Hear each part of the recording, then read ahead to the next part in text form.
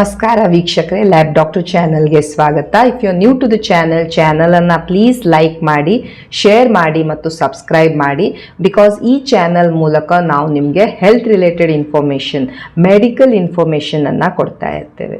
ಬಹಳಷ್ಟು ಸಲ ಪೇಷಂಟ್ಸು ಒಂದು ಅಸುರಕ್ಷಿತ ಲೈಂಗಿಕ ಸಂಬಂಧವನ್ನು ಮಾಡ್ತಾರೆ ಆ್ಯಂಡ್ ಅವರಿಗೆ ಕೆಲವೊಂದು ಲಕ್ಷಣಗಳು ಕಾಣಲಿಕ್ಕೆ ಶುರುವಾಗ್ತವೆ. ಸೊ ಅವರು ತಮ್ಮ ಬಾಯಿಯ ಫೋಟೋವನ್ನು ಕಳಿಸ್ತಾರೆ, ಮೇಡಮ್ ನನಗೆ ಇಲ್ಲೊಂದು ಬಿಳಿ ಲೀಷನ್ ಬಂದಿದೆ, ನನಗೆ ಗಂಟಲು ನೋಯ್ತಾ ಇದೆ, ಇಲ್ಲೊಂದು ಗಡ್ಡೆ ಎದ್ದಿದೆ, ನನಗೇನಾದರೂ HIV ಇದೆಯಾ ಅಂತ. ಸೊ ಈ HIV ಇನ್ಫೆಕ್ಷನ್ ಯಾವಾಗ ಆಗತ್ತೆ, ಅದು 3 ಸ್ಟೇಜಸ್ಸಲ್ಲಿ ಪಾಸ್ ಆಗ್ತಾ ಇರುತ್ತೆ. ಒಂದು ಅಕ್ಯೂಟ್ HIV ಇನ್ಫೆಕ್ಷನ್, ಎರಡನೇದು latent phase and third stage ಅಂದರೆ AIDS, acquired immunodeficiency syndrome. So ಇವೆಲ್ಲ ಸ್ಟೇಜಸ್ಸಲ್ಲಿ ಕೆಲವೊಂದು ಸಿಂಪ್ಟಮ್ಸ್ ಇರ್ತವೆ. ಬಹಳಷ್ಟು ಜನರಿಗೆ ಏನೂ ಸಿಂಪ್ಟಮ್ಸ್ ಇರೋದೇ ಇಲ್ಲ. ಬಟ್ ಇವತ್ತಿನ ವಿಡಿಯೋದಲ್ಲಿ ನಾವು ಈ ಬಾಯಿಯಲ್ಲಿ ಏನೇನು ಚೇಂಜಸ್ ಬರ್ಬೋದು HIV ಇನ್ಫೆಕ್ಷನ್ ಆದಾಗ ಅದ್ರ ಬಗ್ಗೆ ತಿಳಿದುಕೊಳ್ಳೋಣ. ಸಿಂಪ್ಟಮ್ಸ್ ನಾನೇನು ಹೇಳ್ತಾ ಇದ್ದೇನೆ, ಇವು ಬಂದರೆ ನಿಮಗೆ HIV ಇದೆ ಅಂತ ಅರ್ಥ ಅಲ್ಲ. ಇದು HIV ಬಿಟ್ಟು ಬಹಳಷ್ಟು ಬೇರೆ ಕಂಡೀಷನ್ಸಲ್ಲೂ ಬರಬಹುದು. ಬಟ್ ನಿಮಗೆ ಕನ್ಫರ್ಮ್ ಮಾಡ್ಕೊಳ್ಬೇಕು ದ್ಯಾಟ್ ನಿಮಗೆ HIV ಇದೆಯೇ, 100% ಇದೆ ಅಂದಾಗ ನೀವು ಮಾಡ್ಕೊಳ್ಬೇಕಾಗಿದ್ದು ಟೆಸ್ಟಿಂಗ್. ಇವೆಲ್ಲ ಸಿಂಪ್ಟಮ್ಸ್ ನಾವು ಯೂಶ್ವಲಿ HIV ಪೇಷಂಟ್ಸಲ್ಲೂ ನೋಡ್ತಾ ಇರ್ತೇವೆ.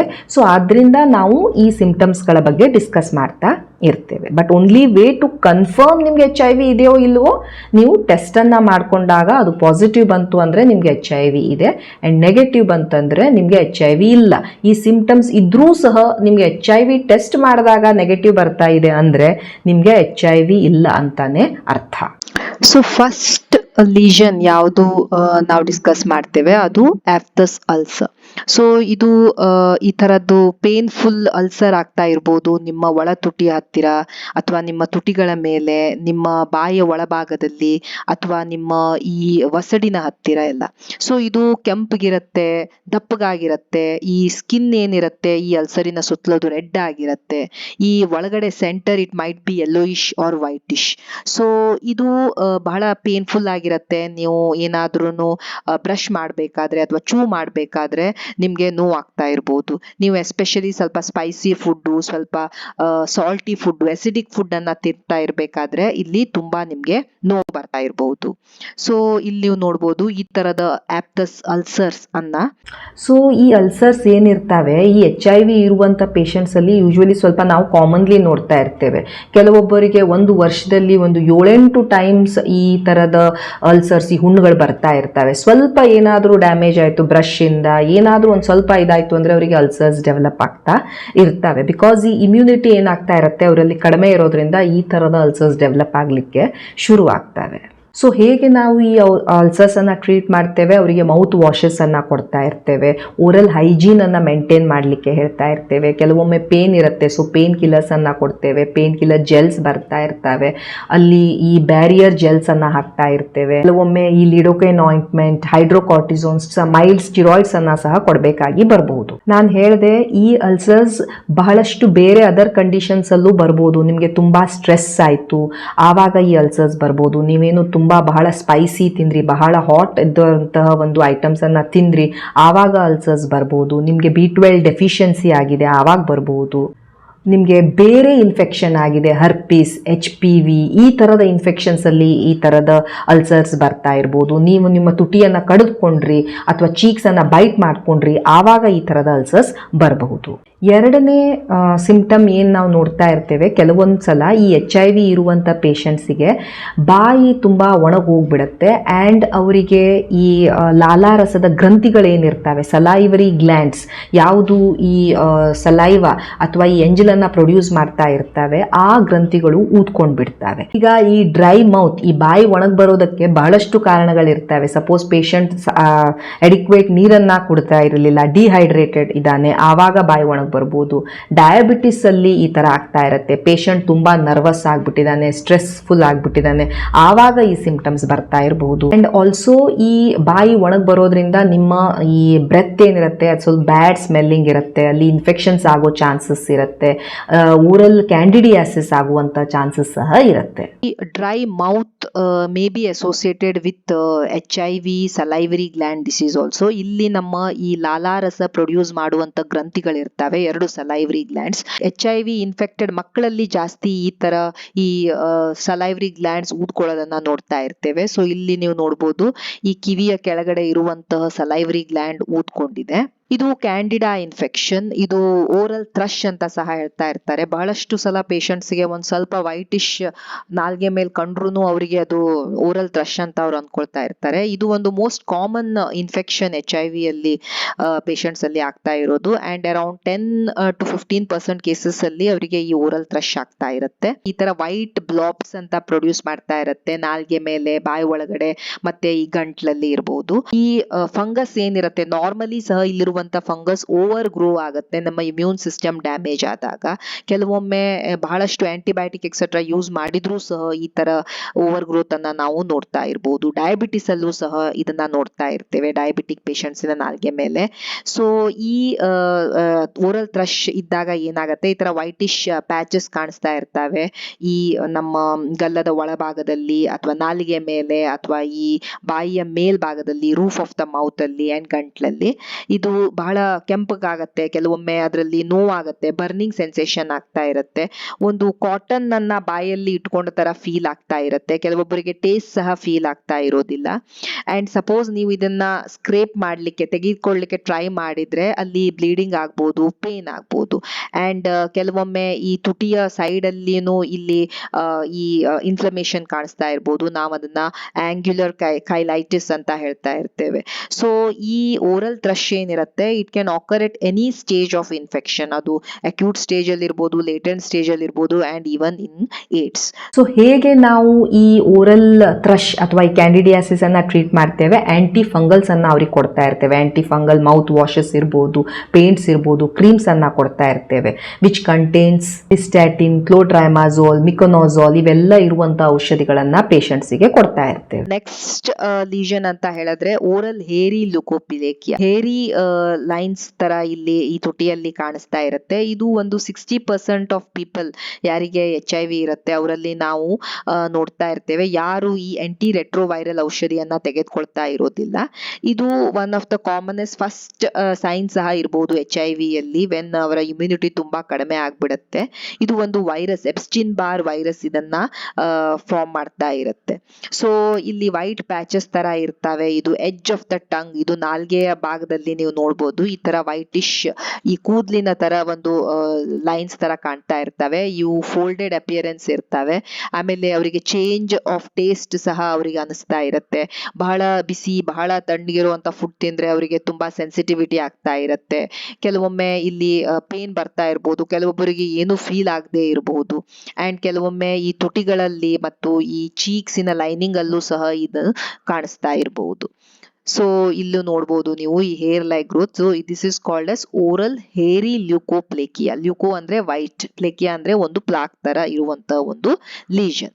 ಈ ಓರಲ್ ಹೇರಿ ಲ್ಯೂಕೋಪ್ಲೇಕಿಯಾನ ನಾವು ಹೇಗೆ ಟ್ರೀಟ್ ಮಾಡ್ತಾ ಇರ್ತೇವೆ?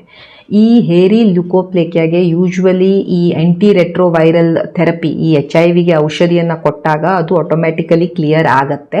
ಬಟ್ ಎಸ್, ಆ ಥರದ ಔಷಧಿಗಳನ್ನು ಪೇಷಂಟ್ ತೆಗೆದುಕೊಳ್ತಾ ಇರದೇ ಇದ್ದಾಗ ಅದು ಬಹಳ ಕಾಂಪ್ಲಿಕೇಟೆಡ್ ಆಗೋದು, ಪ್ರಾಬ್ಲಮ್ಸನ್ನು ಉಂಟು ಮಾಡಬಹುದು. ಈ ಗಮ್ ಅಥವಾ ವಸುಡಿನ ಇನ್ಫೆಕ್ಷನ್ ಏನಿರುತ್ತೆ, ಜಿಂಜಿವೈಟಿಸ್ ಅಂತ ನಾವೇನು ಹೇಳ್ತಿರ್ತೇವೆ, ಅದು ಸಹ HIV ಇರುವಂಥ ಪೇಷಂಟ್ಸ್ ಅಲ್ಲಿ ನೋಡ್ತಾ ಇರ್ತೇವೆ. ಯೂಶ್ವಲಿ ನಮ್ಮ ವಸುಡುಗಳು ಪಿಂಕ್ ಆಗಿರಬೇಕು, ಫರ್ಮ್ ಆಗಿರಬೇಕು, ಬ್ಲೀಡ್ ಆಗಬಾರ್ದು ನಾವು ಬ್ರಷ್ ಮಾಡಿದಾಗ ಎಕ್ಸೆಟ್ರಾ. ಸೊ ಇಲ್ಲಿ ಈ ವಸುಡುಗಳ ಇನ್ಫೆಕ್ಷನ್ ಎಕ್ಸೆಟ್ರಾ ಆದಾಗ ನಮಗೆ ಬ್ಲೀಡಿಂಗ್ ಆಗ್ತಾ ಇರುತ್ತೆ. ಅದು ಬ್ರಷ್ ಮಾಡಬೇಕಾದ್ರೂ ಸಹ ಈ ಬ್ಲೀಡಿಂಗ್ ಆಗ್ತಾ ಇರಬಹುದು. ಅಂಡ್ ಈ ತರದ ಜಿಂಜಿವೈಟಿಸ್ ಏನಿರುತ್ತೆ ಇದು ಈ ಬ್ಯಾಕ್ಟೀರಿಯಾ ಕಾಸ್ ಮಾಡ್ತಾ ಇರುತ್ತೆ. ಸೊ ಇದು ಬರೀ HIV ಅಷ್ಟೇ ಅಲ್ಲ, ನಿಮ್ಮ ಓರಲ್ ಹೈಜೀನ್ ಚೆನ್ನಾಗಿರ್ಲಿಲ್ಲ ಅಂದ್ರೆ, ನಿಮ್ಗೆ ಏಜ್ ಆಗ್ತಾ ಹೋದ ಹಾಗೆ, ಡಯಾಬಿಟಿಸ್ ಅಲ್ಲಿ ಎಲ್ಲ ಈ ತರದ ನಾವು ಸಿಂಪ್ಟಮ್ಸ್ ಅನ್ನ ಸಹ ನೋಡ್ತಾ ಮಾಡ್ತಾ ಇರ್ತೇವೆ. ಬಟ್ ಈ HIV ಇರುವಂತ ಪೇಷಂಟ್ಸ್ ಅಲ್ಲಿ ಏನಾಗುತ್ತೆ, ಈ 2 ಟೈಪ್ ಆಫ್ ಜಿಂಜಿವೈಟಿಸ್ ಅಥವಾ ಈ ವಸುಡಿನ ರೋಗವನ್ನ ನೋಡ್ತಾ ಇರ್ತೇವೆ. ಒಂದು ಈ ಲೈನ್ ಪ್ರಕಾರ ಇಲ್ಲಿ ಅವರಿಗೆ ಇನ್ಫೆಕ್ಷನ್ ಆಗ್ತಾ ಇರುತ್ತೆ, ಲೀನಿಯರ್ ಜಿಂಜೈವಲ್ ಎರಿದಿಮಾ, ಅಂಡ್ ಇನ್ನೊಂದು ಅಲ್ಲಿ ನೆಕ್ರೋಸಿಸ್ ಆಗಿ ಅಲ್ಸರ್ ಸಹ ಆಗ್ಬಿಡ್ಬೋದು. ಸೊ ಅವರಿಗೆ ಈ ವಸುಡಿನಿಂದ ರಕ್ತ ಬರ್ಬೋದು, ಅಥವಾ ಅದು ಕೆಂಪಗಾಗ್ಬೋದು, ಊದ್ಕೊಳ್ಬಹುದು, ಪೇನ್ಫುಲ್ ಅಲ್ಸರ್ಸ್ ಅವರಿಗೆ ಆಗ್ಬಹುದು. ಕೆಲವೊಮ್ಮೆ ಇವನ್ ಈ ಟೂತ್ ಲಾಸ್ ಸಹ ಆಗ್ಬಹುದು, ಹಲ್ ಸಹ ಬಿದ್ದು ಹೋಗ್ಬಿಡ್ಬೋದು.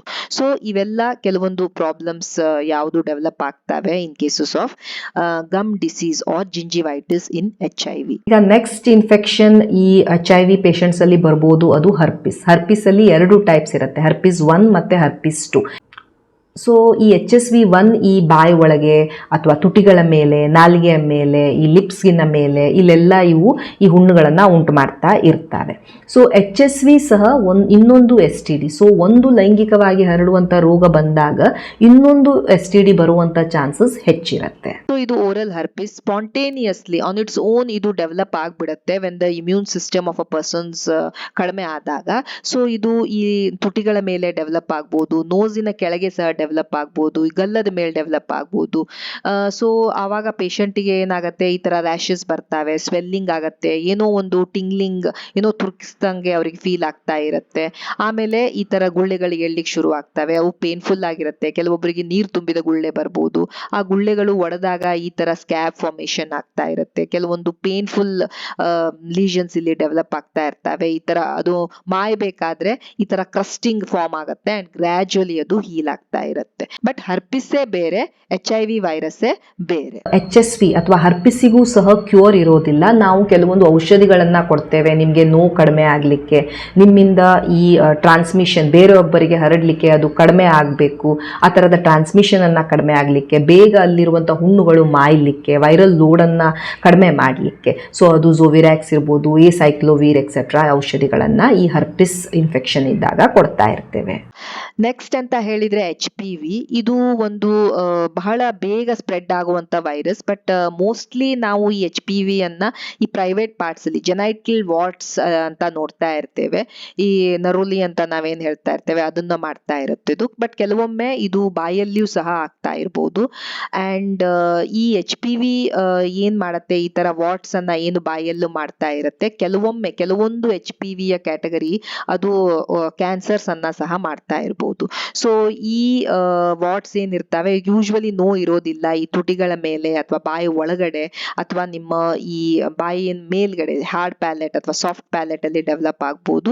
ಸ್ಮೂತ್ ಆಗಿರುತ್ತೆ, ಒಂಥರ ಕಾಲಿಫ್ಲವರ್ ಲೈಕ್ ಗ್ರೋತ್ ಇರುತ್ತೆ, ಸ್ಲೋ ಆಗಿ ಇವು ಗ್ರೋ ಆಗ್ತಾ ಇರ್ತವೆ.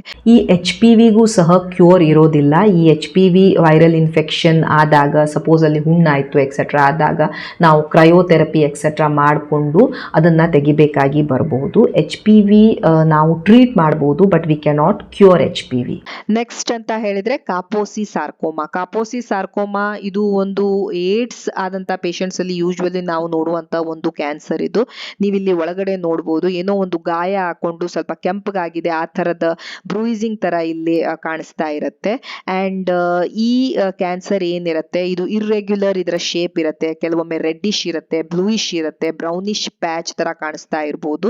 ಯೂಶ್ವಲಿ ಇದು ಪೇನ್ಲೆಸ್ ಆಗಿರುತ್ತೆ. ಈ ಕ್ಯಾನ್ಸರ್ ಏನಿರುತ್ತೆ ಬಹಳ ಬೇಗ ಸ್ಪ್ರೆಡ್ ಆಗತ್ತೆ. ಸೊ ನಾವು ಇದಕ್ಕೆ ಕೀಮೋಥೆರಪಿ, ರೇಡಿಯೋಥೆರಪಿ ಎಲ್ಲ ಕೊಟ್ಕೊಂಡು ಇದನ್ನ ಟ್ರೀಟ್ ಮಾಡ್ಲಿಕ್ಕೆ ಟ್ರೈ ಮಾಡ್ತಾ ಇರ್ತೇವೆ.